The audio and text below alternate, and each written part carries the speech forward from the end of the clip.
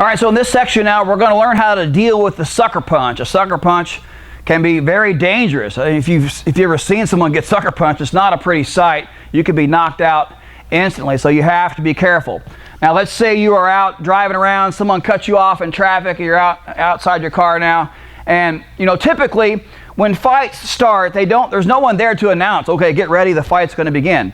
You don't really know. It just goes from a peaceful situation, and then there's the fight, and there's a lot of gray area in between, an argument of sorts that kind of builds up, and you're not sure if the fight is going to start yet or not. So you're in this kind of gray area, this kind of limbo. Is this fight going to start or not? That's the dangerous part, because if you don't know the fight's going to start, he may be wanting to sucker punch me, and if I'm not prepared, I can get nailed and it's all over. Okay, so you have to learn how to protect yourself in that gray area when you're not sure the fight's going to start or not. It's just going to escalate. So what you want to do, let's say Angelus is the bully and he's starting a fight with me. Over here just a little bit, Angelus.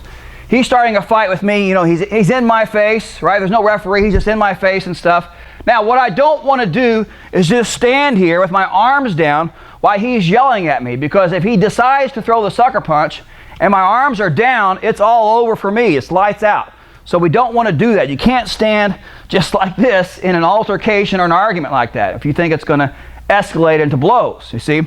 But at the same time, I don't want to do this either, because that is almost an escalation in itself. We're just arguing now. The fight hasn't started. You may even look kind of weird just jumping into your stance like this over an argument. It's kind of silly. So you don't want to be just completely passive with your arms down. And then you don't want to just start the fight before the fight starts. It's just kind of bizarre, and again, it could be seen as escalating it. He was just arguing with you. Now you're balling up your fist. It's just bizarre, okay? So you don't want to do either one. What you need is kind of a middle of the road approach. You need to protect yourself without escalating it and making it look like you are starting the fight. So what I like to do is when I get here, I'm in this argument, I like to be in what I call the negotiating position, where I've got my hand, just like I'm doing right now, I've got my hands up and I'm talking. And hey man, I'm sorry, I didn't mean to cut you off. I got my hands up here, or sometimes I do this with my hand, just kind of fold my arms. Oh, I understand, yeah, I didn't mean to, But the point is, when I'm talking like this, my hands are up, but I'm not looking like a moron and jumping into this fighting stance already either. But it's not much difference in terms of my defense. This doesn't change things that much, you see. So it's a lot more, I guess you could say, normal looking. You can just talk and have your negotiation like this, and I'm just as protected as if I were doing this, but I'm not doing anything that aggressive right now. I'm not escalating it that way. So I'm just talking like this. So that's how I want you to deal with this situation. When you're in an argument, and by the way, this is great for police officers, bouncers. I've used this a bunch of times. It works great. So when you're in an argument, stand right here, Angelus. When you're in an argument with someone and you think you may be sucker punched, you have to have your hands up like this in the negotiating position. You're going to be talking like this.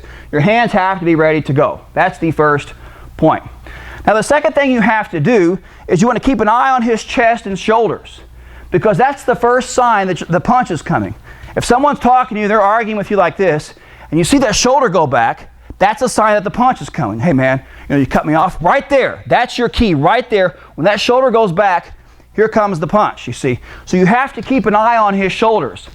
So when you're in your negotiating position, I'm sorry, I didn't mean that. And if I see his shoulder go back, what I want to do, go ahead and bring your shoulder back. What I want to do is I want to stiff arm, just like this. I've got my hand just like this. My arm is locked. My other hand is up. And you notice that it just kind of flows right out of the negotiating position. Hey, I'm sorry, slam.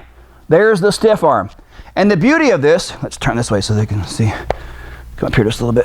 The beauty of this is that it stops his shoulder. We call it a shoulder stop.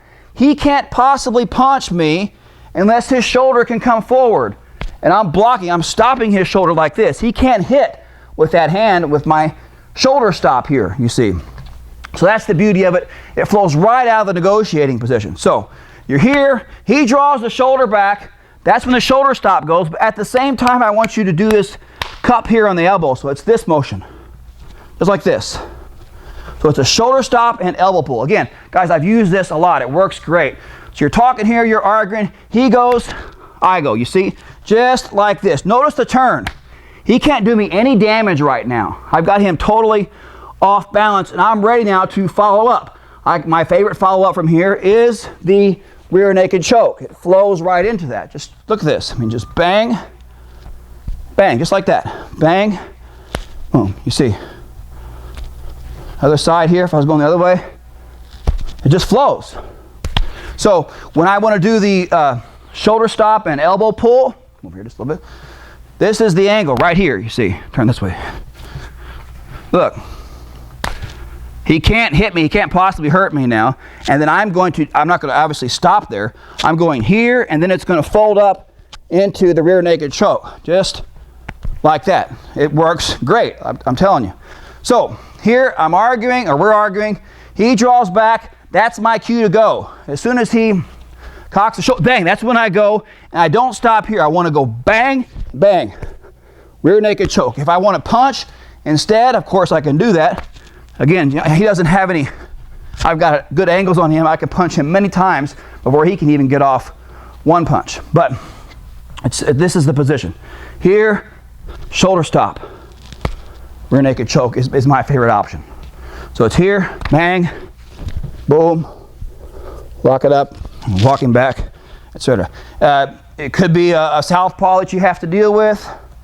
Yeah, come up here a little bit. So if it's a southpaw guy, again, same thing. Shoulder stop. This comes, see how this comes right into play there. Let's go slow again. Here, here. One more time, just get up here. So here, hey man, I'm sorry. As soon as he draws that fist back, this goes. Keep pushing that shoulder, keep pushing that elbow here. Locks right up, just like this. Practice this a lot at home.